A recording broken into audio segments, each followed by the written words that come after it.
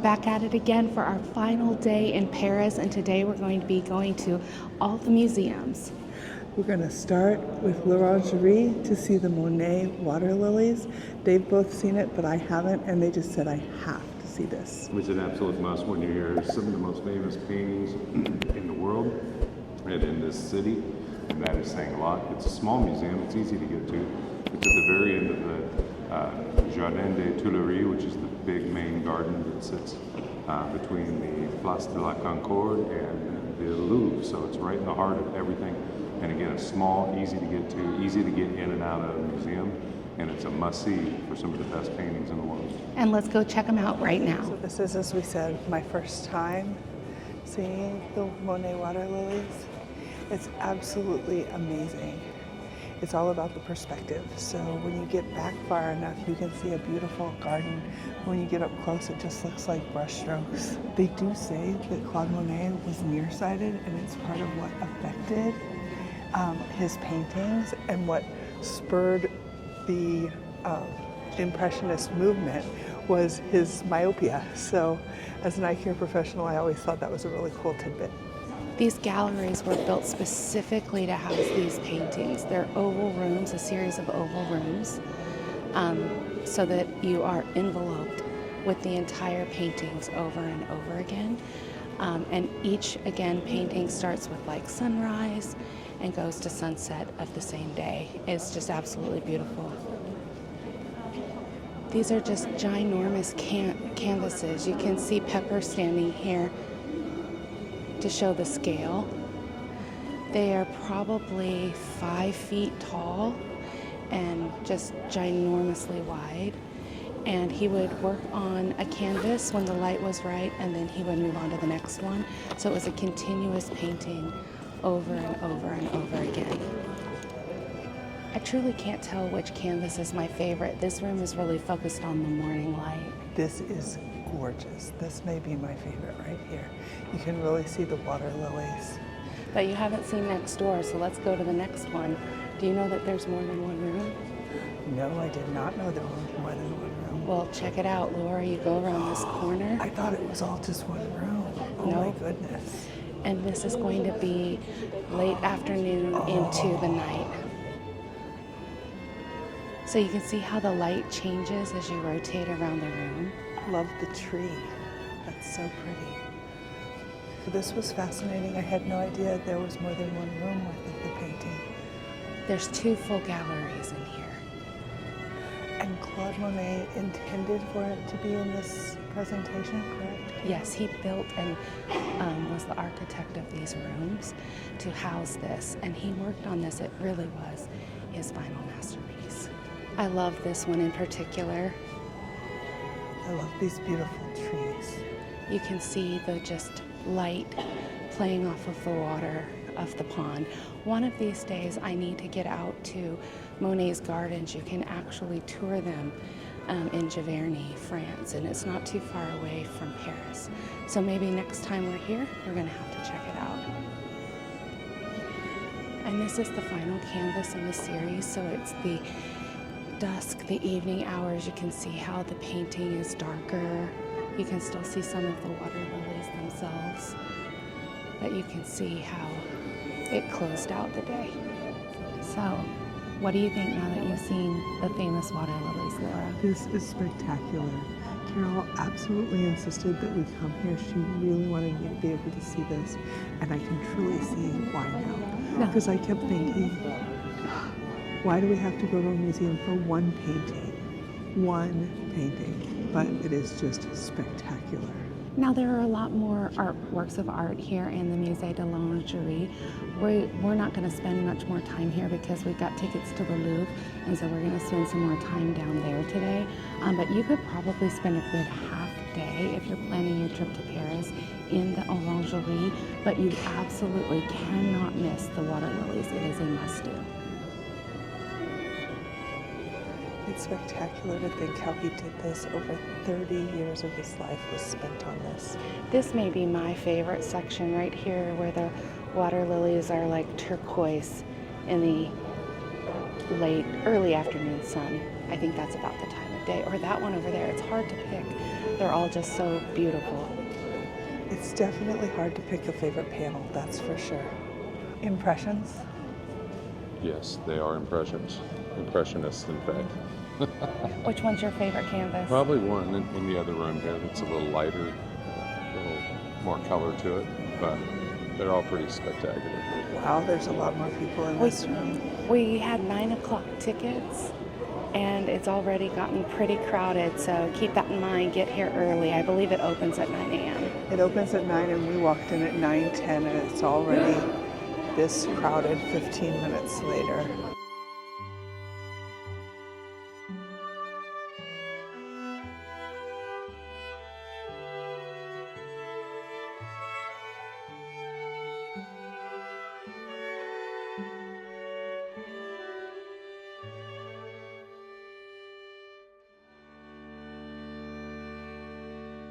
So now I can see why Carol felt it was so important for me to get to see this. It was absolutely amazing. A must-see.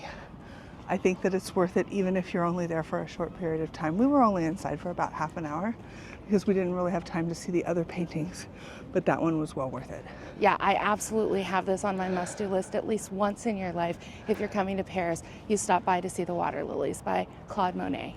So the Musée de Lingerie is in the garden of the Tuileries, or Jardin des Tuileries. And it's a public garden where you can walk, you can come, there's fountains, you can sit, sometimes you can get sandwiches, some drinks, refreshments, and just sit and enjoy it. The fountain is going here in the garden this morning. The sun is out, the chairs are cold. Very cold. But if you look straight through, you can see at the other end is the Louvre, and that's where we're heading next. You can see all the way down to the Palace of the Louvre that holds the world's largest art collection. We're going to be spending some more time in there today. Can you imagine when this was a palace? This was the king's garden. It's just so cool. There's all these statues around. Takes you back to a different day. So speaking of the Louvre, you know that I am a planner and I love my spreadsheets. So I've created a spreadsheet of the must-see things according to me for the Louvre. I've only got 6, 7 things on here. So we're not going to be spending the entire day at the Louvre. If you try to look at every single piece of art for like 30 seconds, they say it would take you like 5 years to get through everything in the Louvre. So I've narrowed it down to the most important things. I've got paintings on here like Liberty Leading the People, of course the Mona Lisa, the Coronation of Napoleon, and then I've got some statues on here that I want to see, like Winged Victory, Venus de Milo, and the Sphinx. And to top it all off, we're going to be checking out the French crown jewels, because you know that Laura and I love to see the jewelry. We were a little disappointed to not see the tiaras in England, and Carol has promised me we get to see tiaras today. So I'm very excited about that.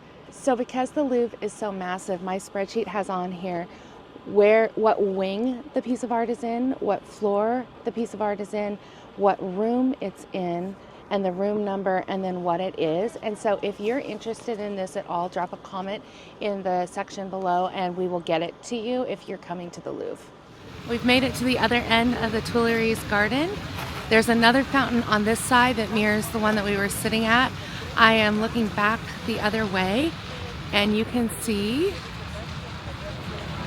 the obelisk, and then behind that is the Arc de Triomphe. Such a beautiful view. And this statue represents how Pepper feels most of the time when he's hanging out with just Laura and I. These marble columns in the pink marble are just absolutely gorgeous. It's well worth seeing. So Arc de Triomphe, which is the name everybody knows these things by in French, just means the triumphant arch. And it's a statue, it's a victory statue. And if you see more than the most famous one at the other end of this street, or this one, they're dedicated to different sort of triumphs of war. This one for Napoleon, right here in the Place de Carousel. That's something new that I learned this year. I always thought there was just one Arc de Triomphe, but this is the third one we've seen this year. And then there is the Louvre. We're in line for the Louvre. We knew that the line was going to be long, but this is really long. So keep that in mind. There is a different entrance over to the side that we probably should have tried, but we wanted to get some pictures with the pyramid. We'll throw those up here. We'll show you here because they're fantastic. So yeah, this line wraps all the way around and halfway down the plaza. But it seems to be moving pretty quickly. We don't have a lot of things that we want to see in here, so I think that we're going to try to hit the 7 things that we've got on our list and then bail, because big crowds are just not our thing. And we spent all day at Disneyland yesterday, so we're kind of crowded out. We're going to spend some time this afternoon at the Eiffel Tower, and we're hoping to have a nice lunch before that, because there's nothing better than just sitting and relaxing and having a great Parisian lunch, and it's our last time. Okay, so getting into the Louvre was a little bit of a madhouse today, but we are finally inside. We have hit the restrooms, and Pepper and Laura stopped for a little cup of coffee, some water, and a tiny little snack so that it'll tide us over to lunch. The great news about the Louvre is that they have a free cloakroom where if you're wearing heavy coats like we were today, you can drop those off in a locker and not have to carry your coat throughout the museum. So we're going to eat this snack real quick and then see where it takes us. This place is absolutely massive. Make sure you have a plan. We're about to go look at a couple things in the Sully wing before heading over to the Denon wing, and there's also the Richelieu wing. So there's 3 wings just within this museum alone. So these are the original medieval walls that the Louvre is built on top of. So it's actually still supporting the structure, but these were built in medieval times. Because remember, this used to actually be the palace here. And so these are the walls from it. Been around for a really long time. So this is the first one that is on our list, the Grand Sphinx. It's really cool. It's made out of like a pink granite. I don't know if you can see that. We very quickly checked the first one off of our list with the Sphinx, and now we're headed up to see Venus de Milo, which is number 2 on our list of must-sees at the Louvre. Interesting tidbit on the Sphinx. There was a little hole in the nose, and I know a lot of times they had like a little gold nose end cap. I'm wondering if that's not what that was from. So to get to Venus de Milo, you're going to walk through a lot of Greek statuary, and you're going to be able to see things like this statue of Athena. Really unique about some of these Greek statuary is how they carve out of stone the fabric to make it look like it is draped over the bodies of the figures. It's just amazing. We finally made it to the statue of Venus de Milo. Interesting fact, it's called Venus de Milo because it was found on the Greek Isle of Milos in 1820. It's believed to be the goddess Aphrodite, which is the goddess of love. A lot of the Greek statues didn't make it back in one piece when they were found, and so obviously she's missing her arms, but it's still very beautiful. The Greek goddess Aphrodite is the Roman goddess Venus, hence the name. Just beautiful. We checked the other big one off of our list today. We are making our way through the Louvre. The Venus de Milo was absolutely crazy packed, but it was well worth it. We blew through there pretty quickly, but you get a sense of it.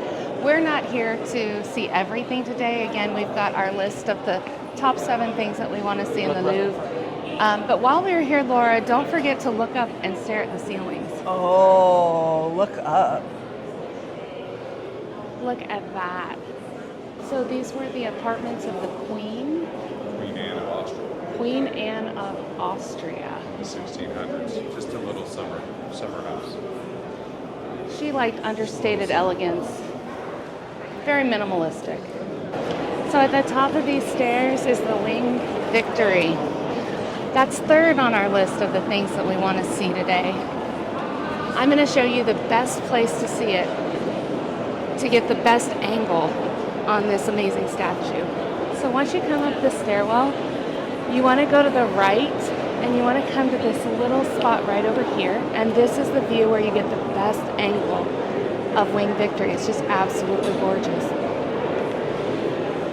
Do not forget to look at the ceilings when you're in the Louvre because they are absolutely incredible. And now It's time for the jewels. It's a tiara and we get to actually see it. this is something that Laura and I love to do. And so, yeah, the French crown jewels are in a very understated hall as well. A lot of ornate decor, you can call it. But I think that this room is befitting of the beautiful gems that we are about to see. So let's go check it out, Laura. We're going to get to the crowns in just a second, but one of the things that you also get to see is the handmade boxes, leather boxes that were constructed to house the crown jewels in. Look at that. Oh, that is beautiful. So everything had its own box, Look at the 15. handcrafted and made out of leather and embossed in gold leaf. Just gorgeous. So here it is. This is the crown of Louis the 15th. You can see all of the diamonds. That big one in the center is just incredible. We just went to London and we got to see the British crown jewels, but we weren't able to take any pictures to show you. But we definitely get to see them here in France. There's The also ruby dragon. additional pins like the ruby dragon. What's the one next to it, Laura? That is the Polish eagle. That's garnet of the Hessonite variety. The Regent diamond and the 5-sided pink diamond. Oh, they're just gorgeous. And aren't they beautiful on display here? They do a really good job. Okay, Laura, here's what you've waited for. It's time for the tiaras. So the green one was a diadem of the Duchesse d'Angoulême. I'm probably really saying that wrong. And this is a set of jewelry belonging to Queen Maria Amelia, the wife of Louis Philippe, the King of France, from 1830 to 1848. Just beautiful. Just a few It's got everyday the pieces. tiara, the necklace, and then a pair of earrings that match. You'd just wear that on a Tuesday. I mean, why not? This is a necklace and earrings from a set of emerald jewelry belonging to Empress Marie-Louise, the second wife of Napoleon I, Emperor of France, from 1804 to 1814. This diadem belonged to the Empress Eugenia, wife of Napoleon III. He was the Emperor of France from 1852 to 1870. I love pearls. They're one of my favorites. This one's for Carol. This large brooch is known as the reliquary brooch of Empress Eugenie, wife of Napoleon III. Eugenie had quite the jewelry collection. Here is another one of her brooches. It's like a bow with some dangling diamonds and some tassels. Just absolutely stunning. So what were your thoughts, Laura? You got to see the French crown jewels. You also got to see the British crown jewels this week. 2 sets of crown jewels on one vacation. I think the French crown jewels are a winner for me. The British crown jewels were really cool, but like I said, they had a lot of the stones removed from some of the crown jewels to keep them safe. You did get to see some of the big ones, like the Cullinan 1 diamond, the Cullinan 2 diamond, and the Koh-i-Noor diamond. You did get to see all of those set in the British crown jewels, but they did have some that were without the stones. And all of these had the stones, and come on, they had a pearl diadem, Carol. I know you loved that. I loved it. I like to see the emeralds and the sapphires as well as the big crown that crowned Louis the 15th, right? Louis the 15th. Louis the 15th. Just beautiful. And this is we did the Sphinx, we did Venus de Milo to Winged Victory. This was number 4 on our list of 7 must-sees in the Louvre. So let's head on out to the next one. There she is. Probably the most famous painting in the Louvre. Only famous because it was once stolen, and then it became famous because it was stolen. Before that, it wasn't that famous of a painting, but of course, painted by Leonardo da Vinci. So what'd you think of the Mona Lisa? It's absolutely beautiful. Now, Carol warned me that it was a really small painting, but it's a small painting in perspective to the other paintings that are here. It's probably a 16 by 20 at least, so it's not that small. Yeah, and it's something you have to see once to check it off the list, but now that we've seen it, we're done. We're gonna go find Pepper and see something else now. But if you're not into crowds, just be forewarned, because that was bedlam. Everybody was pushing and shoving. People were incredibly rude the entire time. Yeah, the last time we were here. Just be prepared for that. The last time Pepper and I were here, it was after the pandemic, like 2022. And so they had like queues. And so you went by it one at a time. And I think that was a better way to do it instead of that madhouse that we just went through. But hey, we did it, and now we're off to the next one. So that was number 5 on our list of the 7 must things to see in the Louvre.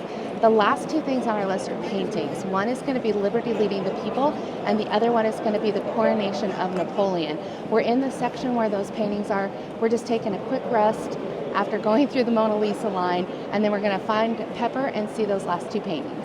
Yes, everything has been really fantastic, but the crowds are big. Be prepared for that, and just bring your patient pants and have a good time. We are here on a Saturday though, so if you come during the week, it might not be as crowded. So this is Liberty Leading the People, which is about the French Revolution, and you can see that it is quintessential France in a nutshell. Okay, that was number 6 on our list of 7 things to see at the Louvre, and then we are out of here because it is an absolute madhouse here today. Okay, this is the final one. The number 7 on our list is the Coronation of Napoleon. You can see the Pope sitting there behind Napoleon. Napoleon famously crowned himself and then crowned his queen, and that's what's being depicted right here. Just absolutely beautiful. We went from one of the smallest pictures with the Mona Lisa to one of the biggest pictures, which was the Coronation of Napoleon. You can see that he's literally ripped his crown out of the Pope's hand. The Pope is despondent and sitting behind him, and he's just doing it himself. He was too impatient to let the Pope do it. Okay, we just checked off number 7 on our list. We did that whole thing in about 90 minutes, which means that it is possible, although I think we stood in line for at least 45 just to get in. So plan for that. Be prepared. Yeah, we are out of the Louvre now. We're moving on to the next thing. We're going to go get some lunch, and then this afternoon we're going to spend it at the Eiffel Tower. Great little tip. So we just came out of that gallery with all of the paintings, and here is Winged Victory again, and there's a lot less people over here. If you have zoom on your camera, I just got some of the best pictures, and I didn't have to fight the crowds. All right, folks, we are back for our final stop on this whirlwind vacation for my 50th birthday. This is the cherry on top. We are going to the very tip top of the Eiffel Tower. It will be my first time, and I'm so excited. Really missing Randy right now, but we know that he's here with us. We just took some amazing pictures, and right when we were taking a picture, a bird flew into the shot. So we think that that is his spirit coming to tell us that he is with us, and we're going to show you that right here. We haven't been everywhere, but this is the best monument I've ever seen and the best city I've ever seen and the best country. It's just amazing. On top of all of this, we've got tickets to get a champagne toast at the very top of the Eiffel Tower, so looking forward to that as well. We're in, and we just got through security. We've got our tickets to go up in the Eiffel Tower, so we're going to be heading there right now. woo woo. Okay, so we just got some disappointing news. It looks like the top is closed. Not sure why, but it's closed. Yeah, so the very top is closed for today. It could be due to the weather. It's super cold out. And that's okay. We know we're going to be back to Paris again one day, and I will always come to the Eiffel Tower. So we will get to the very tip top sometime. Good news is we get to go up to at least the second level, so we'll do that and show you the views. Well, and as we're standing here, it feels like a fog is coming in, so we might not have been able to see very well up there anyway. Now, whether or not we get the champagne, we'll just have to see what happens. We'll let you know. Top's closed. Moose out front, should have told you.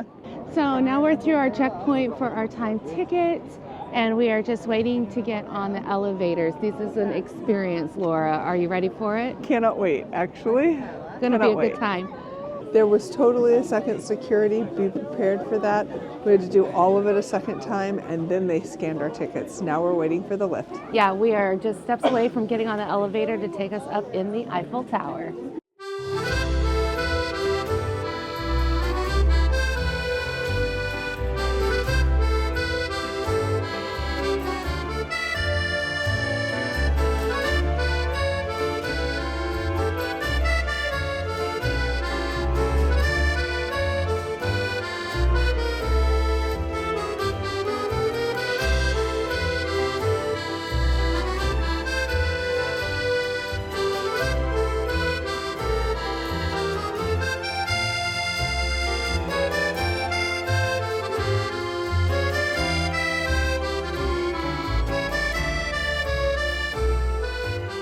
plot twist again.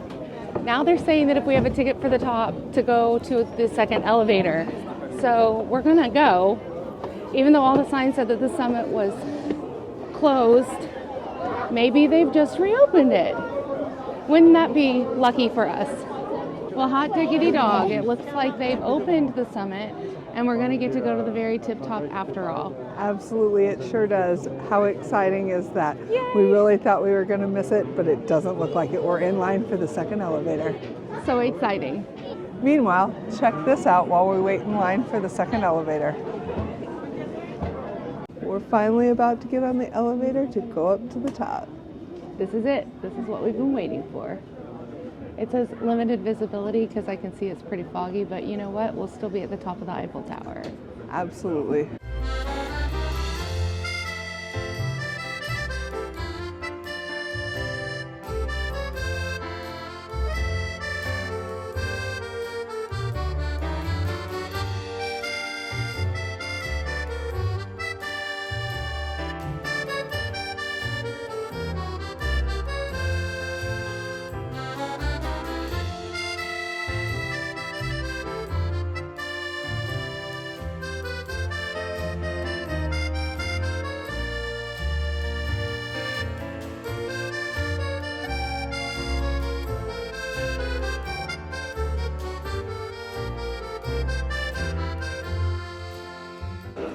Et voilà, le sommet des Tours Eiffel. Good news is that they've got an enclosed area up at the top, so you don't have to go outside if you don't want to. We're looking across right now. I don't know if you can see it, but that is the Montparnasse Tower in the background there. You can see all of Paris laid out beneath us. There is limited visibility today, but actually you can see much more than I thought you were going to be able when they said that they had it closed. And that is the Champs-Élysées. Most of it's closed right now because it looks like they're replanting some grass in advance of the spring. We made it to the top. Made it up We're here. here. Yes, there's some fog going on. It's limited visibility, but it's absolutely spectacular even with the limited visibility. Yeah, I don't know what those signs were down the stairs that made us nervous, but once we got to the first level, they were like, you want to go up, go around the corner, and keep going. So here we are. All right, let's check it out and get that glass of champagne. I thought it was going to be much colder up here. Signs for the champagne that way. But yeah, When I it's thought not it as couldn't cold. get any higher or any better, it was absolutely gorgeous. What do you think, Laura? It's pretty far down. I mean, look at that. Isn't it stunning? Even You with can limited see- visibility, you can practically see the entire city. I can see Notre Dame from here. I don't know if you can. There's the Tuileries Garden where the Christmas market was. I see the Ferris wheel for sure. The Ferris wheel, and then Ile de la Cité in the middle of the river, leading you to Notre Dame Cathedral that again just reopened after 5 years being under construction after the fire of 2019. This is the Oh, cold. wow. It's going to blow my beret off. Hold your We beret walked down. around and the wind just hit us in our faces. Yeah, no, it's cold on this side of the tower. It's freezing on this side of the tower, but Yeah. I am digging out our tickets for our champagne, So and we're then we can always walk over to the other side. Let's get some champagne. I got it. You need this for that. You need that one?